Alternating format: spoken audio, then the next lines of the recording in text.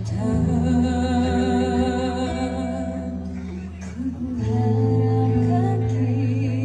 kita kan tetap bersama.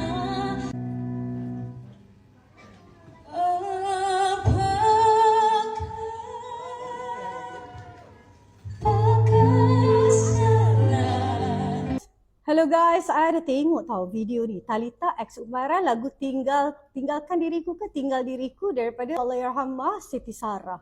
Okey, ini lagu favourite I tau. Dia macam ni. Aku ni tengok video tu kesian betul dekat Talita ya. Macam ni sayang, bila you berduet, make sure you pegang dulu melody line dia. Boleh tak? Sebab bila you punya improvisasi terlampau jauh dengan melody tu, rakan partner you akan confusing.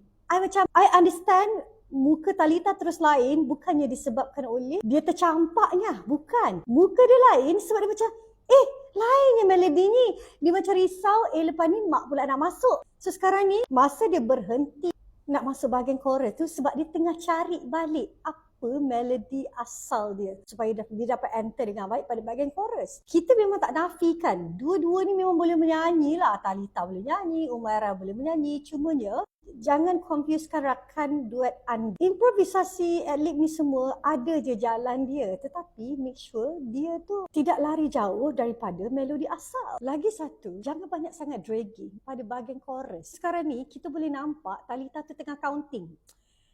Macam mana tempo ni ya?